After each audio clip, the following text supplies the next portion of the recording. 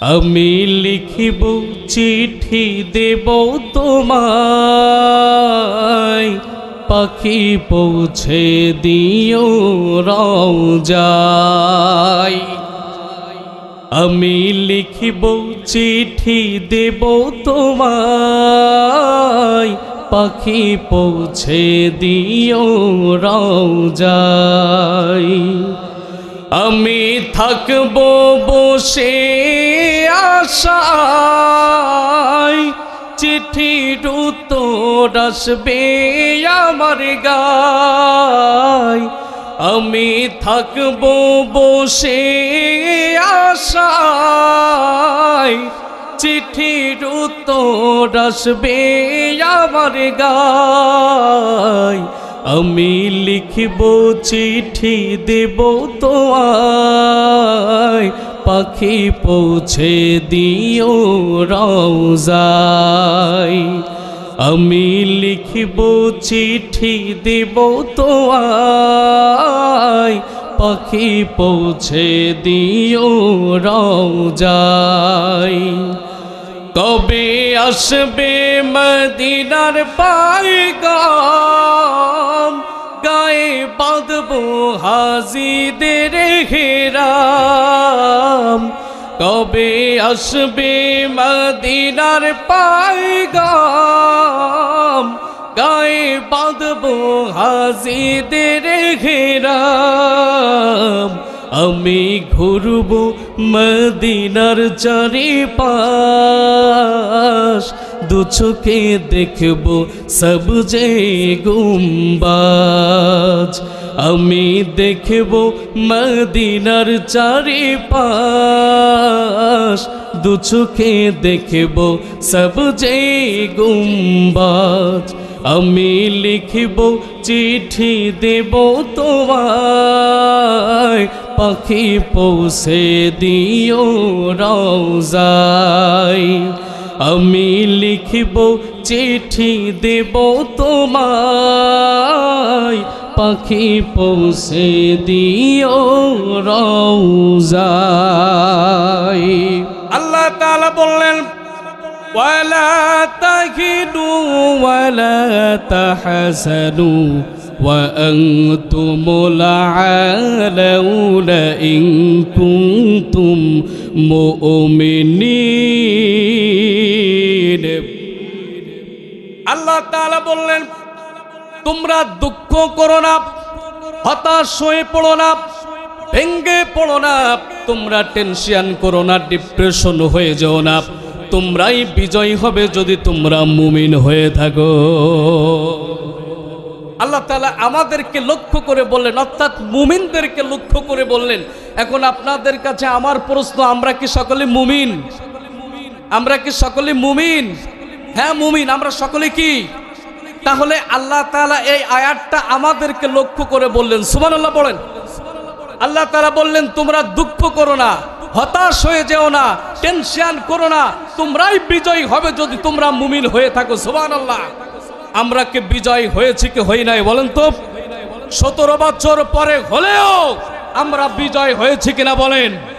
আমরা দুঃখ পেয়েছি, কষ্ট পেয়েছি, যাতনা পেয়েছি, লাঞ্ছনা পেয়েছি, তারপরেও আমরা সহ্য করেছি বলে আল্লাহ তাআলা আমাদেরকে বিজয় দিয়েছেন, ঠিক কিনা বলে?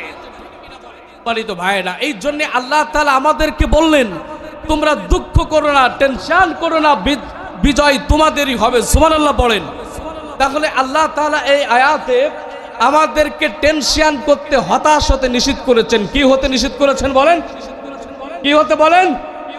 হতাশ হতে নিষেধ করেছেন। সম্মানিত ভাইরা, আজকের এই পৃথিবীতে আমরা সব থেকে বেশি যেই জিনিসটা, সেটা হচ্ছে আমরা কোন ছোট ছোট কাজে আমরা হতাশ হয়ে পড়ি, ঠিক কিনা বলেন? আমরা ছোট্ট কাজে আমরা হতাশ হয়ে পড়ি। আজকের এই হতাশা নিয়ে আমি আপনাদের সামনে কিছু কথা বলবো, আপনারা শুনতে রাজি আছেন তো ইনশাআল্লাহ? আমরা কি চাই না আমাদের জীবন থেকে হতাশা চলে যাক? আমরা চাই কিনা বলেন সম্মানিত ভাইরা? তাহলে আজকের আমরা পৃথিবীতে সব থেকে বেশি যে জিনিসটা, সেটা হচ্ছে আমরা ছোট্ট কাজে আমরা হতাশ হয়ে যাই। সম্মানিত ভাইরা, আসুন এই হতাশা নিয়ে আমি আপনাদের সামনে কিছু কথা বলতে চাই। আমার এখানে সব বিজ্ঞ আলম আছেন, সম্মানিত ভাইরা, আল্লাহ তাআলা যেন আমাকে কিছু কথা বলা আপনাদের সামনে তৌফিক দান করেন, আমরা বলি আমিন। সম্মানিত ভাইরা, যেই জিনিসটা নিয়ে আমরা সব থেকে বেশি আজকের পৃথিবীতে সবাই আজকের হতাশা, আজকের যুবকেরা হতাশায়, লেখাপড়া করার পরে যাদের চাকরি হয় না, ঠিক কিনা বলেন? একটু জোরে বলেন ঠিক কিনা? মেয়ের বাবারা হতাশায়, মেয়ে ঠিক সময় বিয়ে না হলে, ঠিক কিনা বলেন? আজকের যুব সমাজ হতাশায়, সব থেকে বেশি পড়াশুনো করার পরে যাদের চাকরি বাকরি হয় না, ঠিক কিনা বলেন? আজকে চাকরি চেয়েছে বলে, সে মেনে নেয়নি বলে, তারা দাঁড়িয়েছে বলে আজকের এই বাংলাদেশে আমরা একটা বিজয়ের বাংলাদেশ পেয়েছি, ঠিক কিনা বলেন? সম্মানিত ভাইরা, এই জন্যে আজকের কোনো মতেই হতাশ হওয়া যাবে না। আজকের যদি আমরা সামনের দিকে যদি অগ্রসর, যেমন যুবকেরা হয়েছে, মাথায় সাদা কাপড়ের কাপড় বেঁধেছে বলে, বুক পেতে দিয়েছে বলে আজকের আল্লাহ তাআলা সমস্ত বাধা বিপত্তিকে দূর করে দিয়ে এই বাংলার জমিন থেকে স্বৈরাচারকে বিদায় করেছে, ঠিক কিনা বলে? সম্মানিত ভাইয়েরা, আবার যদি আপনাকে আমাকে মাথায় সাদা কাপড়ের কাপড় বেঁধে যদি এই বাংলার জমিনে যদি ইসলামের বিজয় আনতে হয়, কোরআনের রাজকে যদি কায়েম করতে হয়, কারা কারা রাজি আছো? দুই হাত উঁচু করে স্লোগান দিয়ে আল্লাহকে দেখা।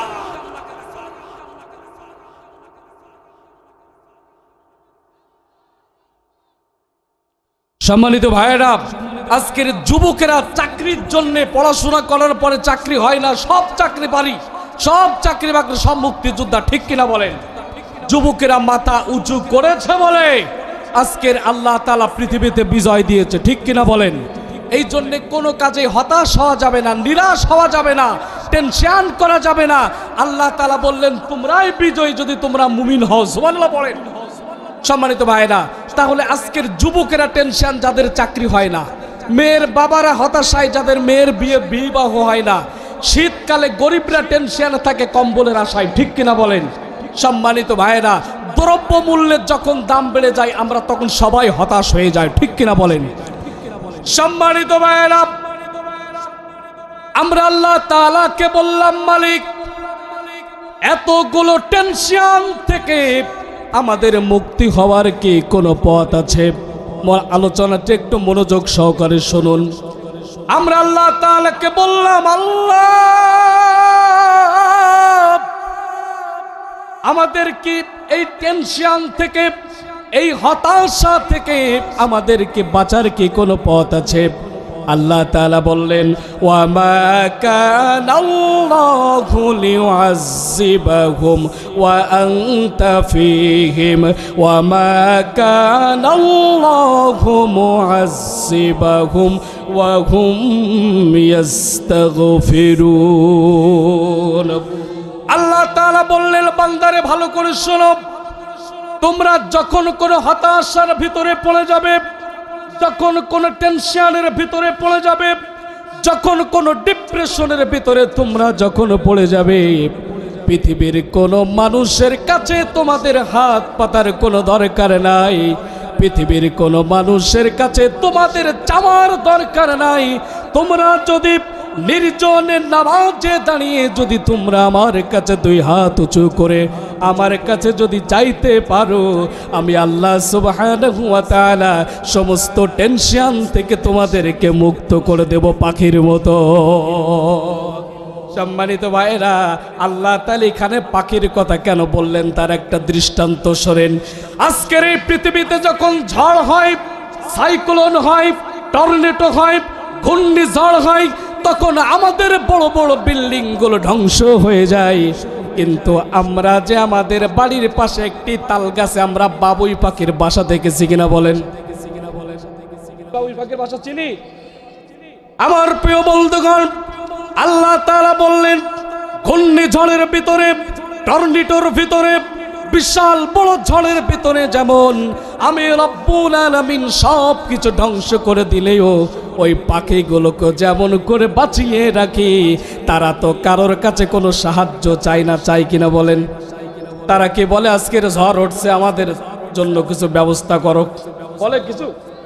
কিন্তু আল্লাহ সুবহানাহু ওয়া তাআলা তাদেরকে এমন ভাবে প্রোটেক্ট করে আপনারা দেখেছেন, সবকিছু 10 তলা 20 তলা ভেঙে চুরে চুরমার হয়ে যায়, গাছগুলো ভেঙে চুরে চুরমার হয়ে যায়, কিন্তু রব্বুল আলামিন বাবুই পাখির বাসাগুলো ঠিক জ্বলন্ত ডালের ভিতরে ঝুলিয়ে রাখে।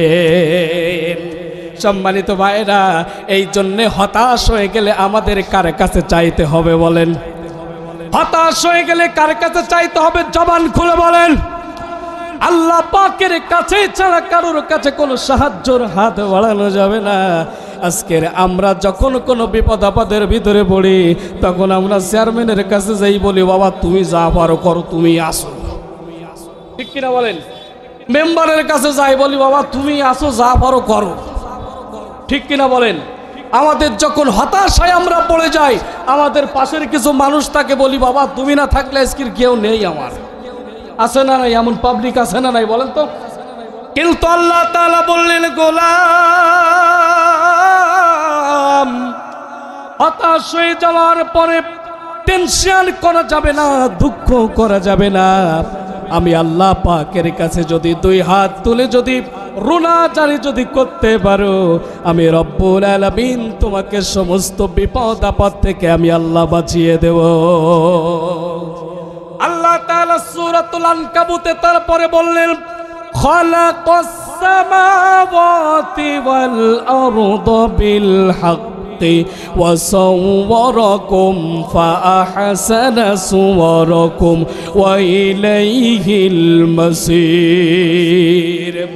আল্লাহ তাআলা বললেন, গোলাম শোনো, আমি তোমাদের জন্য আসমান সৃষ্টি করেছি, জমিন সৃষ্টি করেছি, নবমণ্ডল ভূমণ্ডল সৌররাজ্যে কীট পতঙ্গ আমি আল্লাহ সুবহানাহু ওয়া তাআলা তোমাদের জন্য সৃষ্টি করেছি। শুধুমাত্র তাই নয়, আমি আল্লাহ সুবহানাহু ওয়া তাআলা তোমাকে সুন্দর একটি কাঠামো দান করেছি। সুবহানাল্লাহ বলেন। শুধুমাত্র তাই নয়, আমি তোমাকে সুন্দর একটি সূরা দিয়েছি।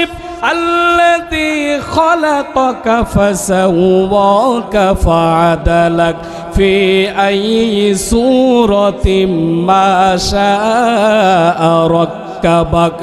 আল্লাহ তাআলা বললেন, আমি তোমাদেরকে সুন্দর একটি কাঠামো দান করেছি এবং আমি তোমাদেরকে সুন্দর একটি সূরা দান করেছি। গো আমার বান্দা শোনো, আমি তোমাদেরকে শুধুমাত্র সূরা দিয়ে, আমি তোমাদেরকে শুধুমাত্র কাঠামো দিয়ে আমি তোমাদেরকে ফেলে দেই নাই। ও গো বান্দারে, যখন কোনো বিপদের ভিতরে পড়বে, তোমরা যদি আমাকে যদি রব হিসাবে যদি ডাকতে পারো, আমি রব্বুল আলামিন সমস্ত সব কিছুকে বিপত্তি করে তোমাকে আমার কাছে আমি আগলে রাখবো। সুবহানাল্লাহ বলেন। আল্লাহ তাআলা বললেন, আমি তোমাদেরকে শুধুমাত্র একটি সূরা দিয়ে থেমে যাই নাই। আমি রব্বুল আলামিন তোমাকে একটি কাঠামো দিয়েছি। আমি শুধুমাত্র তোমাকে কাঠামো দিয়ে থেমে যাই নাই। আলাম নাজআল লাহু আইনাইন, আমি তোমাকে দেখার জন্য চোখ দিয়েছি। সুবহানাল্লাহ বলেন। আল্লাহ তাআলা বললেন, আমি তোমাকে স্বাদ বোঝার জন্য জিহ্বা দিয়েছি। ওয়া লিসানা ওয়া শাফাতাইন। সুবহানাল্লাহ। সম্মানিত ভাইরা, আল্লাহ তাআলা বললেন, একজন মা যেমন করে তার সন্তানকে জন্ম দেওয়ার পরে তাকে এই পৃথিবীতে ছোট থেকে তাকে ফেলে দেন না, ঠিক তেমনি করে আমি রব্বুল আলামিন তোমাকে জন্ম দেওয়ার পরে আমি তোমাকে একেবারেই ছেড়ে দেই নাই। তুমি যখন কোনো বিপদের ভিতরে পড়ে যাও, আমি রব্বুল আলামিন আমি আমার কুদরতি হাত দিয়ে তোমার হাতটাকে আমি টেনে ধরে দেই। সম্মানিত ভাইরা, এই জন্য বিপদ আপদে পড়লে একজনকে ডাকতে হবে, তিনি কে বলেন? এই জন্য আল্লাহ নবীজির একজন সাহাবীর কথা বলি। এই সাহাবীর নাম হচ্ছে আউফ বিন মালিক আল আশজাই। কি নাম বললাম ভাই? আউফ বিন মালিক। কি নাম বললাম? আউফ বিন মালিক। এই সাহাবী বৃদ্ধা বয়সে ইসলাম ধর্ম গ্রহণ করেছে। ভালো করে শোনেন, এই সাহাবী বৃদ্ধা বয়সে ইসলাম ধর্ম গ্রহণ করেছেন। তার স্ত্রীও বৃদ্ধা, তার সন্তান একটা মাত্র সন্তান। কয়টা সন্তান? একটা মাত্র সন্তান। এই সন্তান যা ইনকাম করে এই দুইজন বুড়ো বুড়ি তাদের হয়ে যায়। এই সন্তানের নাম হচ্ছে হযরতে সালিম রাদিয়াল্লাহু তাআলা আনহু। কি নাম বললাম? হযরতে সালিম রাদিয়াল্লাহু তাআলা আনহু। আমার প্রিয় বন্ধুগণ, এই সালিম রাদিয়াল্লাহু তাআলা আনহু সকালে কাজের জন্য বাড়ি থেকে বের হয়ে যায়। আবার যখন কাজকাম শেষ হয়ে যায় রাতের দিকে বাড়িতে বাজার করে নিয়ে আসে, বাবা মা এটাই খায়। একদিন হঠাৎ করে সালিম রাদিয়াল্লাহু তাআলা আনহু সকালে বাড়ি থেকে কাজের জন্য বের হয়ে গেছে। যাওয়ার পরে সকাল থেকে যখন বাড়ি থেকে বের হয়ে গেছে, সকাল গড়িয়ে বিকাল হয়েছে, সালিমের কোনো খবর নাই। সালিমের কোনো খবর নাই। বিকাল গড়িয়ে সন্ধ্যা হয়েছে, সালিমের কোনো খবর নাই। হঠাৎ করে সালিমের যখন কোনো খবর পাওয়া যাচ্ছে না, চত্বর জায়গায় আউফ বিন মালিক আল-আশজাঈ সন্তানকে খোঁজার জন্য বিভিন্ন জায়গায় ছুটে গেছেন, কিন্তু সালিম রাদিয়াল্লাহু তাআলা আনহুকে কোনো জায়গায় কোনো মতেই খুঁজে পাওয়া যাচ্ছে না। একটা মাত্র কলিজার টুকরা সন্তান, কোনো জায়গায় সালিমকে খুঁজে পাওয়া যাচ্ছে না। বিকাল হয়ে গেছে, সন্ধ্যা হয়ে গেছে, সালিমের কোনো খবর নাই। আমার প্রিয় বন্ধুরা, যাদের একটা মাত্র সন্তান যদি বাড়িতে না আসে, বাবা মার মনে টেনশন আছে না নাই বলেন? হতাশা আছে না নাই বলেন? বাবা মার মনে টেনশন সৃষ্টি হয়ে গেল। বাবা মা সালিম রাদিয়াল্লাহু তাআলা আনহুকে খোঁজার জন্য বিভিন্ন জায়গায় পাগলের মতো হয়ে গেছে, কিন্তু সালিমকে কোথাও খুঁজে পাওয়া যাচ্ছে না। বিকাল হয়ে গেছে, সালিম বাড়িতে আসে না। সন্ধ্যা হয়ে গেছে, সালিমের কোনো খবর নাই। রাত হয়ে গেছে, সালিমের কোনো খবর নাই। সঙ্গে সঙ্গে আউফ বিন মালিক আল-আশজাঈ একবার ঘরের ভিতরে যায়, একবার বাড়ির ভিতরে আসে, কিন্তু সন্তানের কোনো খবর নাই। সন্তানকে কোনো জায়গায় খুঁজে পাওয়া যাচ্ছে না। হঠাৎ করে সালিম রাদিয়াল্লাহু তাআলা আনহু একজন বন্ধুর বাড়িতে চলে গেলেন। যাওয়ার পরে দেখলেন সেখানেও সালিম নাই। আর সেই সময় তো ফোনেরও যুগ না, এখন যেমন ফোনের যুগ, একজন আমেরিকায় থাকলেও তাকে খুঁজে বের করা যায়, ঠিক কিনা বলেন? এখন তো আর ফোনের যুগ না, সেই সময় তো আর ফোনের যুগ ছিল না। তখন আরো বেশি টেনশন হয়ে গেছে, কোথাও খুঁজে পাওয়া যায় না একটা মাত্র কলিজার টুকরা সন্তান। আমার প্রিয় বাবাজিরা, এখন যেমন গার্লফ্রেন্ড যদি 2 তলায় থাকে, এদিকে এনে গাছতলায় দাঁড়িয়ে হ্যালো কেমন আছে, ঠিক কিনা বলেন? এখন তো আর ফোনে সব কিছু হয়ে যাচ্ছে, এখন তো আর পার্কেও যাওয়া লাগে না, যায় কি? মোবাইল আসিল কি তুলা লাগিল, পড়ালেখায় মন বসে না। এই পরনে যাই থাক পেটে ভাত নাই যাক, পরনে যাই থাক পেটে ভাত নাই যাক, মোবাইল ছাড়া পড়াই চলে না। মোবাইল আসিল কি দুলা লাগিল, পড়ালেখায় মন বসে না। এই রাত 12টার পরে টুনি যখন ফোন করে, চোখের পাতায় ঘুম থাকে না, ঠিক কিনা? এই রাত 12টার পরে টুনি যখন ফোন করে, চোখের পাতায় ঘুম থাকে না। সারা রাত জাগিয়া ফোনে কথা বলিয়া, সারা রাত জাগিয়া ফোনে কথা বলিয়া, ফজরে ঘুম যে সোনার ভাঙে না। মোবাইল আসিল কি দুলা লাগিল, পড়ালেখায় মন বসে না, ঠিক কিনা বলেন? সম্মানিত ভাইয়েরা, সেই সময় তো কোনো ফোনের যুগ ছিল না। আউফ বিন মালিক আল-আশজাঈ চিন্তায় পড়ে গেছেন, আমার সন্তানকে কেন খুঁজে পাওয়া যাচ্ছে না? বিভিন্ন জায়গায় খোঁজ নিয়েছে, কিন্তু সন্তানকে পাওয়া যায় না। সকাল হয়ে গেছে, সালিমের কোনো খবর নাই। রাত গড়িয়ে সকাল হয়ে গেছে। এখন আউফ বিন মালিক আল-আশজাঈ ঘরের ভিতর থেকে দরজার কাছে চলে আসলেন। আসার পরে দেখলেন তার দরজার কাছে সুন্দর করে একটি চিঠি ঝোলানো আছে। কি ঝোলানো বলেন তো? চিঠি ঝোলানো আছে। এমন সময় আউফ বিন মালিক আল-আশজাঈ চিঠিটা দেখে তিনি সুন্দর করে চিঠিটা খুললেন। খোলার পরে দেখেন ওই চিঠিটা আর অন্য কেহ দেয় নাই, ওই চিঠিটা দিয়েছে হচ্ছে তার আগের যুগের কাফের বন্ধুরা। চিঠিটা দিয়েছেন কারা? কাফের। চিঠিটা দিয়েছেন কারা? কাফেরেরা তাকে চিঠি দিয়ে বললেন, আউফ বিন মালিক শোনো, এখান থেকে 8 মাস পূর্বে তুমি আমাদের দলের মানুষ ছিলে, তুমি আমাদের ধর্ম অবলম্বী ছিলে।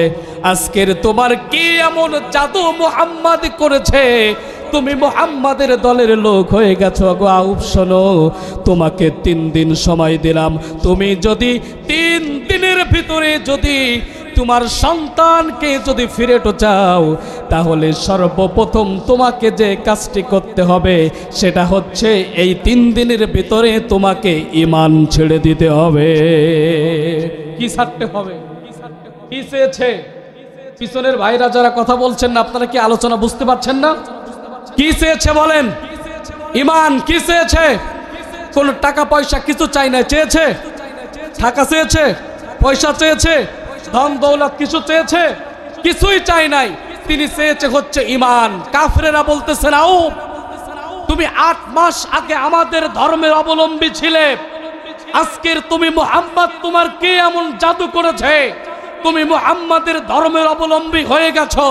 আজকের তুমি যদি 3 দিনের ভিতরে তোমার সন্তানকে যদি ফেরত চাও, তাহলে তোমাকে ছেড়ে দিতে হবে ঈমান। কি ছাড়তে হবে? কি ছাড়তে হবে? ঈমান ছাড়তে হবে। ওগো আমার প্রিয় গদাঘাটার ভাইয়েরা, আলোচনা যদি বুঝে থাকেন তাহলে জবাব দেন। একজন খাঁটি মুমিন মুত্তাকি মুসলমান কি কখনো কোনোদিন ঈমান ছাড়তে পারে? 1 কোটি টাকা দিলেও কি ঈমান ছাড়তে পারে?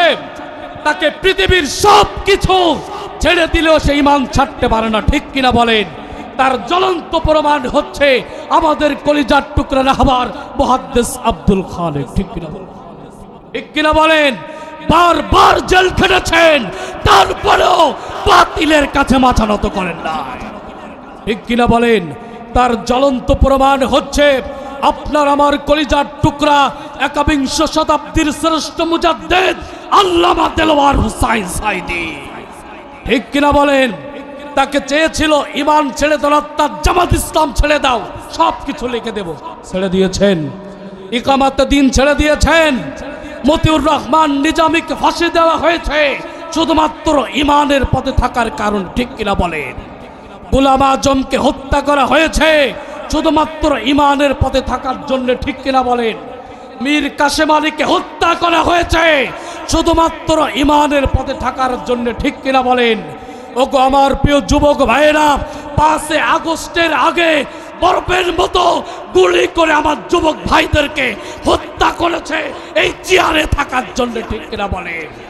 ওগো আমার প্রিয় যুবক ভাইয়েরা, ওগো আমার ইসলামের নরসরদুল যুবক ভাইয়েরা, আবারও যদি আবু সাইদের মতো তোমাদেরকে বুক পেতে দিতে হয়, খঞ্জকের আঘাত তোমাদের যদি সহ্য করতে হয়, বুলেটের আঘাত যদি তোমাদেরকে সহ্য করতে হয়, মাথায় সাদা কাপড়ের কাপড় যদি বাঁধতে হয়, ইজ্জত সম্মান রক্ষার্থে যদি তোমাদেরকে আবার যুদ্ধের ময়দানে নামতে হয়, তোমরা কারা কারা বুক পেতে দেওয়ার জন্য রাজি আছো? 2 হাত উঁচু করে দেখাও আল্লাহকে।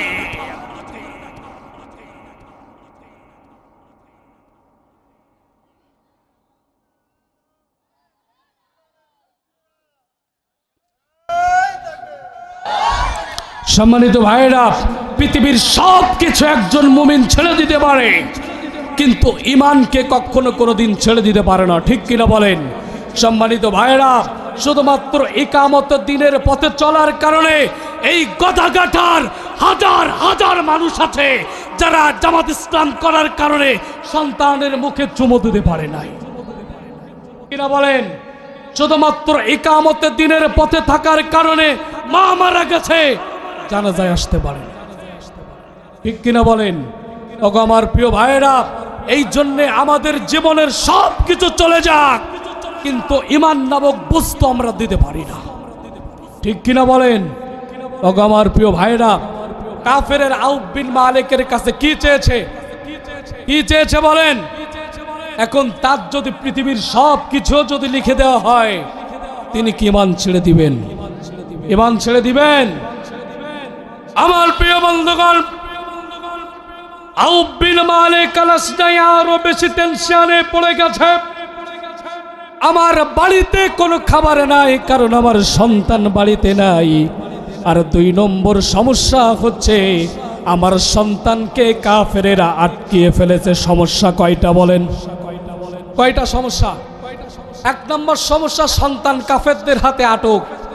আর 2 নম্বর সমস্যা হচ্ছে তার বাড়িতে কোনো খাবার নাই। টেনশন আছে না নাই বলেন তো? জীবনের সব কিছু আমরা ছেড়ে দিতে পারি, যখনই আমাদের নিজের ভাগের কম পড়ে যায় তখন, ঠিক কিনা বলেন? সেই রিজিকের জন্য তার সব থেকে বড় সমস্যা। কারণ সন্তান বাড়িতে নাই, একটা মাত্র সন্তান, নিজে ইনকাম করে তাই বাবা মা খায়, সেই সন্তান কাফেরদের হাতে আটক। 2 নম্বর সমস্যা, বাড়িতে কোনো খাবার নাই।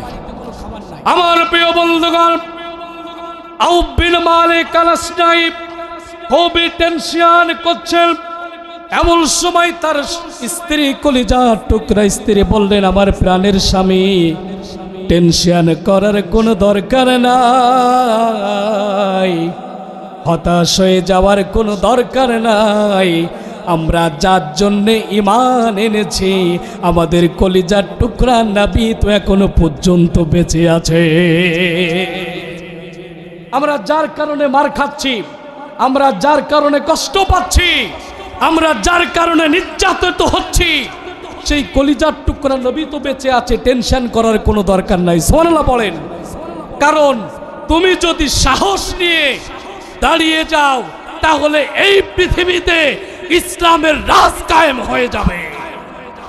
সাহস নিয়ে দাঁড়িয়েছো তাই মুক্ত হয়েছে জমিন, সাহস নিয়ে দাঁড়ালে আর একবার কায়েম হয়ে যাবে দিন। সাহস নিয়ে দাঁড়িয়েছো তাই মুক্ত হয়েছে জমিন, সাহস নিয়ে দাঁড়ালে আর একবার কায়েম হয়ে যাবে দিন। ঠিক কিনা? নাই নাই নাই আর কোনো ভয়, আনতে হবে দিনের বিজয়।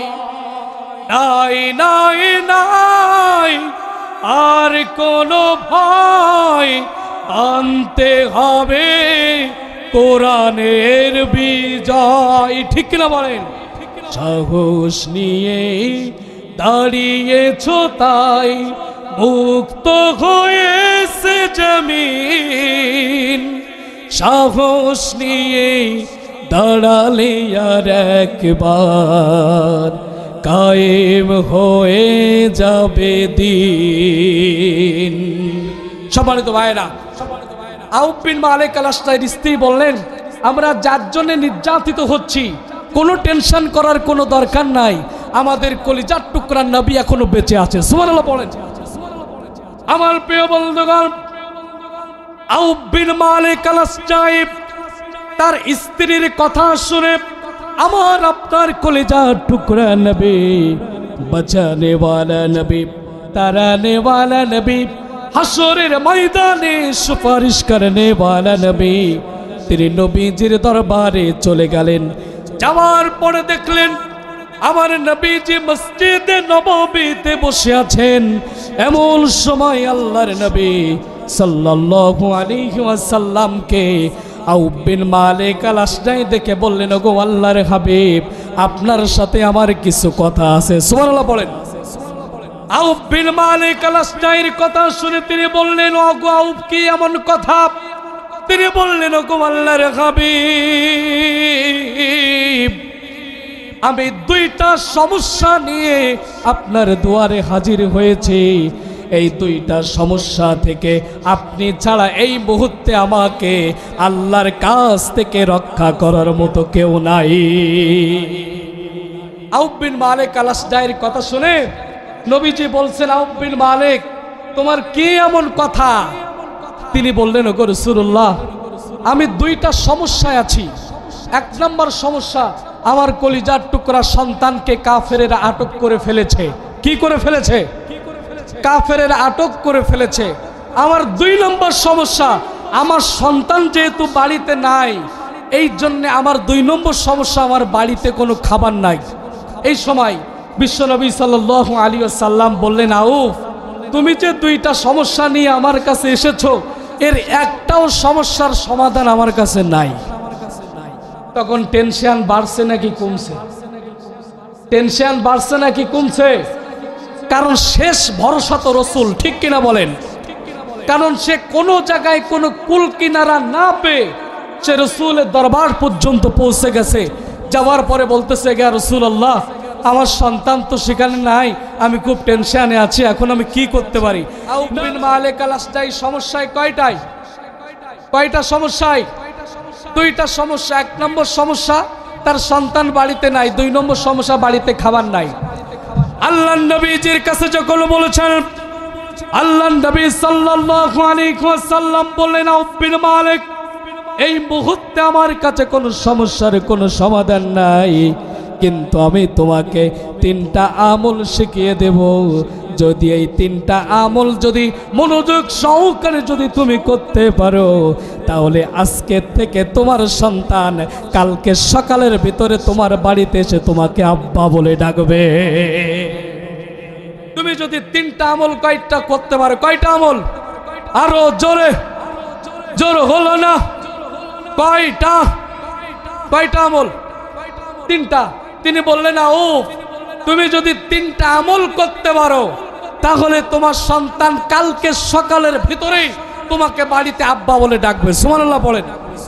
আমার প্রিয় বন্ধুগণ, আল্লাহর নবী সাল্লাল্লাহু আলাইহি ওয়াসাল্লাম বললেন, এক নাম্বার আমল হচ্ছে, ওগো আউফ, তুমি আজকের থেকে, এই মুহূর্তে থেকে যখন কোনো টেনশনে পড়ে যাবে, এক নম্বর সমস্যার সমাধান হচ্ছে, আজকে তুমি একজনের উপরে ভরসা করবে। তিনি কে?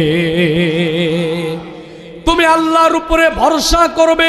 কারণ আল্লাহর উপরে যদি কোনো ব্যক্তি ভরসা করতে পারে, আল্লাহর উপরে যদি কোনো ব্যক্তি আল্লাহর উপরে যদি নাস্তানাবুদ করতে পারে যে আল্লাহ তাআলা তুমি যা ইচ্ছা তাই করতে পারো, এই কথা যদি তুমি তোমার মনের ভিতরে আনতে পারো, তাহলে তোমার সন্তান কালকে সকালের ভিতরে বাড়িতে চলে আসবে। সুবহানাল্লাহ বলেন। তাহলে আমল কয়টি? একটা হয়েছে। কয়টা? একটা হচ্ছে আল্লাহর উপরে ভরসা করতে হবে। কি করতে হবে? আল্লাহর উপরে ভরসা করতে হবে। কারণ আল্লাহ রাসূল বলেছেন, আল্লাহুম্মা উযুরনি ফি মুসিবাতি ওয়া আখলিফ লি খায়রাম মিনহা। আল্লাহ রাসূল বলেছেন, যদি কোনো ব্যক্তি হতাশার ভিতরে পড়ে, সে যদি আল্লাহর উপরে যদি বলতে পারে যে আল্লাহ, আমি মুসিবতে আছি, আমি হতাশার ভিতরে আছি, আল্লাহ তাআলা এর জন্য তুমি আমাকে সওয়াব দান করে দাও, আর যে বিপদে আছি এই বিপদ থেকে তুমি আমাকে মুক্ত করে দাও, তাহলে আল্লাহ তাআলা ওই বিপদ থেকে তাকে সঙ্গে সঙ্গে মুক্ত করে দেন। সুবহানাল্লাহ। তাহলে এক নম্বর আমল কি? আল্লাহর উপরে ভরসা করতে হবে। এক নম্বর আমল কি? আল্লাহর উপরে ভরসা করতে হবে। সম্মানিত ভাইরা, প্রত্যেকটা নবী এবং রাসূল যখনই কোনো বিপদের ভিতরে পড়েছেন, ভরসা করেছেন কার উপরে? রিজিক নিয়ে টেনশনে থাকলে ভরসা করতে হবে কার উপরে?